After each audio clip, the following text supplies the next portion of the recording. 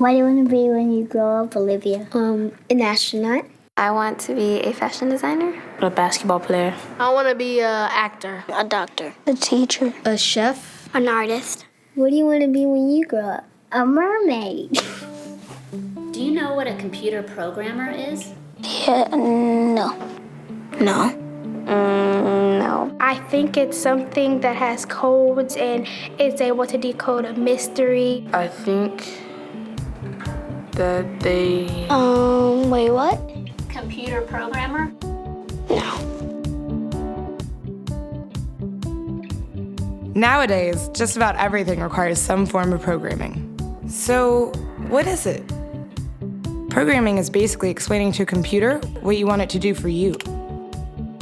When you're programming, you're teaching possibly the stupidest thing in the entire universe, a computer, how to do something. Programming is one of the only things in the world that you can do where you can sit down and just make something completely new from scratch, whatever you want. It's really not unlike kind of playing an instrument or something, or playing a sport. It starts out being very intimidating, but you kind of get the hang of it over time. Coding is something that can be learned, and I know it can be intimidating. A lot of things are intimidating, but what isn't? A lot of the coding that people do is actually fairly simple. It's more about the process of breaking down problems than, sort of coming up with complicated algorithms as people traditionally think about it. Well, if it's fairly simple, why aren't there more of us doing it? Over the next 10 years, there will be 1.4 million jobs in computer science, and only about 400,000 grads qualified for those jobs. That's a shortage of 1 million people. So, how do you start?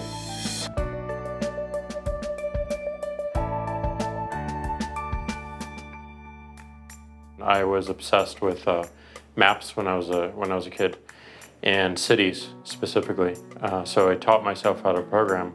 I had a very clear goal of what I wanted to do, which is to see a map of the city on my screen and play with it. Put things on the map, move things around the map. See what was happening in the city, how it worked, how it lived, how it breathed.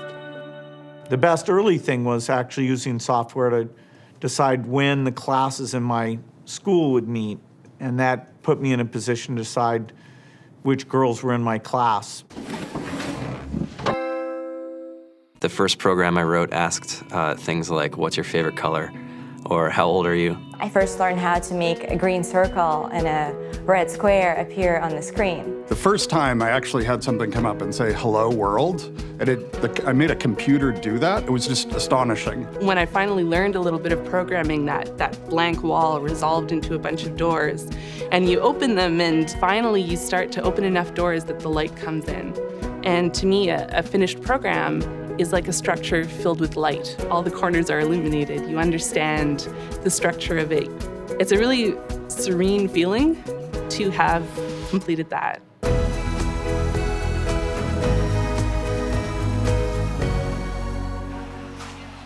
It took me some time to realize that creating things with your hands or creating code, creating programs, is just a different way to express creativity. I think right now there's a big emergence of the culture of making. People who make their own scarves and hats, people who write their own apps. Now it's just limited by your imagination and sort of what kinds of ideas what kind of understanding can you build into the computer so that it can do these things that were previously impossible.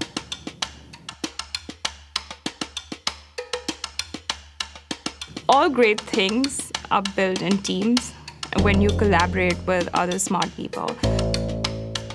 You're testing your ideas, you're stimulating each other. That's what makes us successful. It's not some flash of brilliance by somebody who then codes 24 hours a day for 3 weeks. It's what happened. The magic happens when we're all on the same page, collaborating and building something together.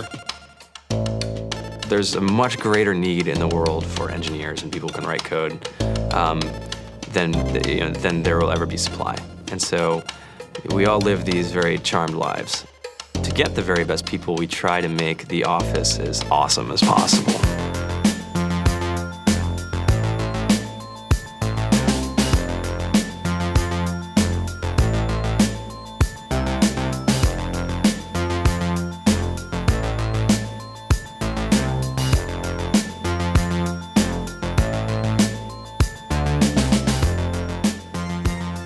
have a fantastic chef, Free food, breakfast, lunch, and dinner. free laundry, snacks, even places to play and video games and scooters. There's all these kind of interesting things around the office and places where people can play or relax or go to think or play music or be creative. I went on the Bureau of Labor Statistics for the United States, and there's about a third of the pie that's all the things you would expect. It's, they're working in the government, they're working in typical technology jobs. But then, like, the rest of the pie, and it was the majority of the pie, just split down into these little teeny slices of every industry imaginable. And what it is, computers are everywhere. You want to work in agriculture? Do you want to work in entertainment? Do you want to work in manufacturing? It's just all over.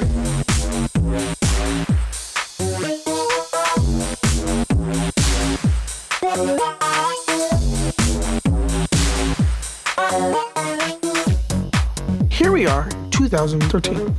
We all depend on technology to communicate, to bank, information, and none of us know how to read and write code. So you guys, what else? Who else has an idea of what we can change with our programming? What else can we do? Tiffany? What I saw my students take away from using Scratch and programming in our classroom is that they were willing to push through problems. It really builds critical thinking, it builds problem solving, and it's something that they can then apply to math in the classroom or their reading skills. We integrated science with this programming, and I saw my scores go up 30%.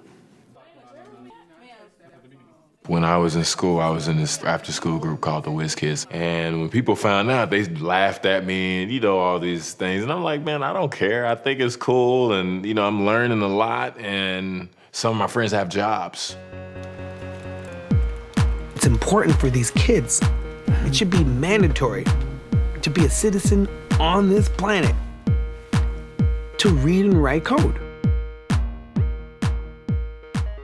I just think you have to start small, right? And I think that's one of the biggest misconceptions about computer science and programming overall is that you have to learn this big body of information before you can do anything. You don't have to be a genius to know how to code. You need to be determined. Addition, subtraction, that's about it. You should probably know your multiplication tables. You don't have to be a genius to code. Do you have to be a genius to read? Do you have to be a genius to do math? No? No?